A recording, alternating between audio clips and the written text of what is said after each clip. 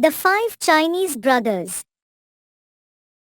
Here is a Chinese folk tale which tells you how five Chinese brothers were saved from death by virtue of their cleverness. Once upon a time, there were five Chinese brothers, and they all looked just alike. They lived with their mother in a little house not far from the sea. The first Chinese brother could swallow the sea. The second Chinese brother had an iron neck. The third Chinese brother could stretch his legs. The fourth Chinese brother could not be burned. The fifth Chinese brother could hold his breath for as long as he wished. Every morning, the first Chinese brother would bid his mother goodbye and go for fishing. Whatever the weather, he would come back to the village with beautiful fish which he had caught and could sell at the market at a very good price. One day, as he was leaving the marketplace, a little boy stopped him and asked if he might go fishing with him. No, it cannot be done, Said the first Chinese brother. The little boy begged, and at last the first Chinese brother said, You may come if you promise one thing. Promise to obey me promptly. Yes, yes. The little boy promised. Early next morning, the first Chinese brother and the little boy went down to the shore. Remember, Said the first Chinese brother. you must obey me promptly. When I make a sign for you to come back, you must come at once. Yes, yes. Little boy promised. Then the first Chinese brother swallowed the sea. All the fish were left high and dry at the bottom of the sea. All the treasures of the sea lay uncovered. The little boy was delighted. He ran here and there, filling his pockets with wonderful shells and plants which he had never seen before. Near the shore, the first Chinese brother gathered some clams while he kept holding the sea in his mouth. Soon he grew tired. It was very hard to hold the sea. He made a sign with his hand for the little boy to come back. The little boy saw him, but he paid no attention. The first Chinese brother waved his arms to call the boy back. Did the little boy care? Not a bit, and he ran farther away. The first Chinese brother felt the sea pushing up inside him. He waved as hard as he could to call the little boy back. The little boy made faces at him and ran as fast as he could the other way, going farther and farther away from the shore.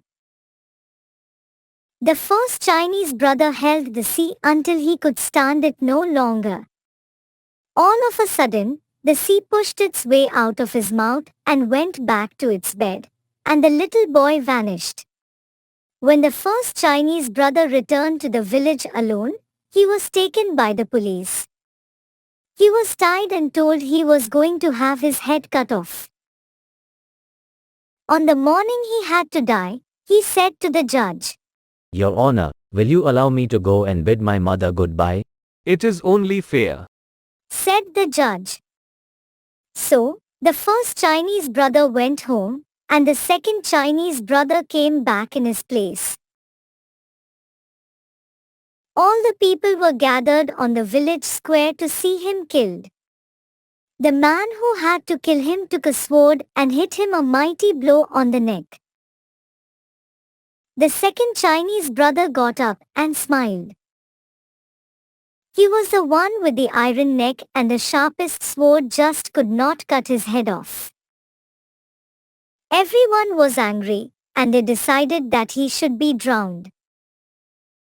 On the morning he had to die, the second Chinese brother said to the judge, Your Honor, will you allow me to go and bid my mother goodbye? It is only fair. said the judge. So the second Chinese brother went home, and the third Chinese brother came back in his place. He was pushed on a boat, which made for the open sea. When they were far out on the ocean, the third Chinese brother was thrown overboard. He began to stretch and stretch his legs far down to the bottom of the sea, and all the time his smiling face was bobbing up and down on the waves. He just could not be drowned. Everybody was very angry, and they all decided that he should be burnt. On the morning he had to die, the third Chinese brother said to the judge, Your Honor, will you allow me to go and bid my mother goodbye? It is only fair. said the judge. So, the third Chinese brother went home, and the fourth Chinese brother came back in his place. He was tied to a big pole. Fire was set to it, and all the people stood around watching. From the middle of the flames, they heard him saying, This is quite pleasant. Bring some more wood. The people cried. The fire roared higher, Now it is quite comfortable. said the fourth Chinese brother, for he was the one who could not be burnt. Everybody was getting more and more angry, and they all decided he should be smothered. On the morning he had to die, the fourth Chinese brother said to the judge, Your Honor, will you allow me to go and bid my mother goodbye? It is only fair. said the judge. So, the fourth Chinese brother went home, and the fifth Chinese brother came back in his place. A large brick oven had been built on the village square. It looked like a huge beehive, and it had been all filled with whipped cream. The fifth Chinese brother was shoveled into the oven, right in the middle of the whipped cream. The door was shut tight, and everybody sat around and waited for him to smother. They were not going to be tricked again. So, they stayed there all night and even a little after dawn, just to make sure. Then they opened the door and pulled him out. He shook the whipped cream off himself and said, My, that was a good sleep. Everybody stared with open mouth and round eyes. But the judge stepped up and said, We have found it impossible to kill you. We have tried to cut your head off with a sword, to drown you, to burn you, and to smother you in an oven. Somehow, it can't be done. It must be that you did nothing wrong and should not be killed. Yes, yes. shouted all the people. So, they let him go and he went home. After that, the 5 Chinese brothers and their mother all lived together happily for many years.